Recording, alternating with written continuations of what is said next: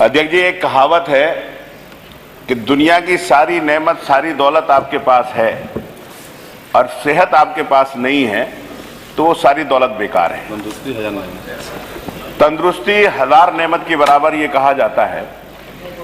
और जहां तक सवाल है हमारे उत्तर प्रदेश के स्वास्थ्य विभाग का, तो मंत्री जी जब खड़े होते हैं तो बताते हैं कि जैसे बहुत बड़ी क्रांति स्वास्थ्य विभाग के अंदर उत्तर प्रदेश की सरकार ने कर दी।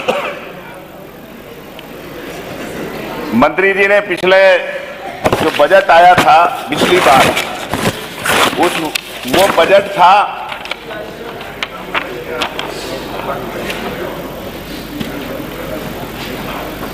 43,500 करोड़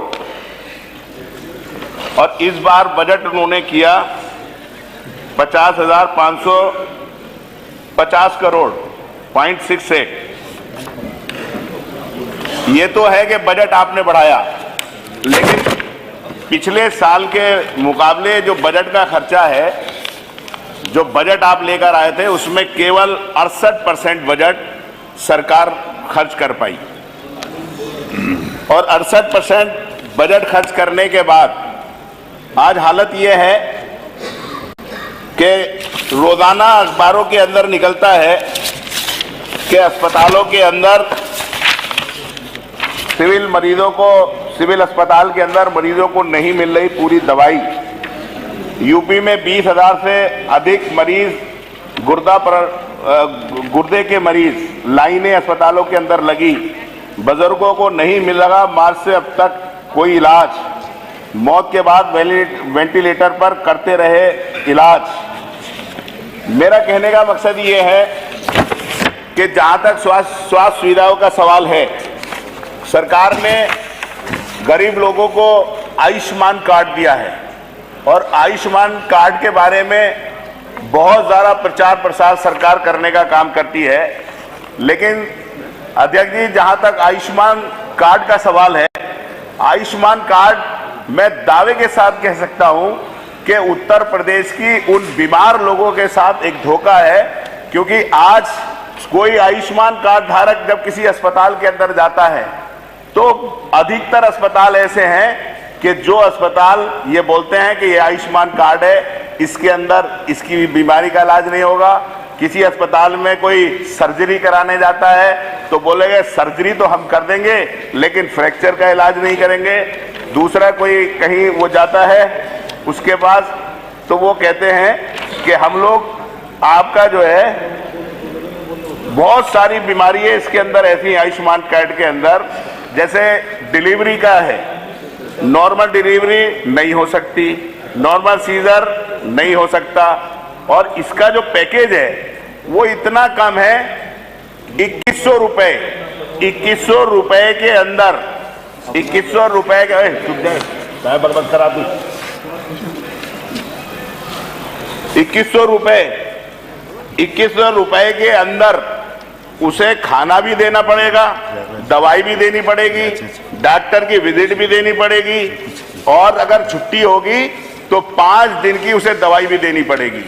5 दिन की जब दवाई देते हैं तो कोई भी प्राइवेट हॉस्पिटल वाला, डॉक्टर वाला, जो बड़े अच्छे अस्पताल हैं, उन आयुष्मान कार्ड के तहत वो लोग उसका इलाज करने को तैयार नहीं होते और वो मरीज दर दर की ठोकरें खाता है। और कोई भी जो आप लोगों ने अस्पताल को आयुष्मान पे इलाज करने के लिए दिया है, उनकी हालत इतनी खस्ता है और जिन लोगों ने इलाज किया और जो बिल भेजे, उन बेजों का पेमेंट इतना कम स्लो हो रहा है कि कोई भी अच्छा अस्पताल आयुष्मान का इलाज करने के लिए तैयार नहीं है। अध्यक्ष जी, मैं मुरादाबाद से आता हूं। मुरादाबाद इस उत्तर प्रदेश का सबसे ज्यादा फॉरेन करेंसी जनरेट करने वाला जनपद है। उस जनपद के अंदर लाखों मरीज हैं जो दमे के मरीज हैं, कैंसर के मरीज हैं। सरकार कहती है 1 डिस्ट्रिक्ट 1 मेडिकल कॉलेज। हमारे 1 करोड़ लोगों का दबाव है इलाज का मुरादाबाद के ऊपर। या तो जाकर 70 किलोमीटर बिजनौर में इलाज कराएं या बदायूं में कराएं या 140 मेरठ में कराएं।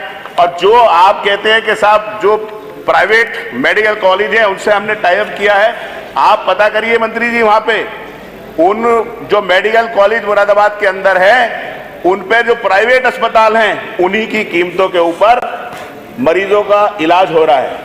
और मैं आपसे ये भी बताना चाहता हूं, जो आप मेडिकल बनाते हैं, मेडिकल कॉलेज बनाते हैं, तो मेडिकल कॉलेज के अंदर अधिकतर इलाज गरीब लोगों के फ्री में होते हैं, लेकिन जो मुरादाबाद में इलाज हो रहे हैं उन गरीबों को कहीं इलाज नहीं हो रहा। मेरा ये कहना है कि अगर आपका ये नारा है तो कम से कम सबसे पहले कहीं बने ना बने, मुरादाबाद की जनता को सबसे ज्यादा जरूरत अगर है तो मेडिकल कॉलेज की है।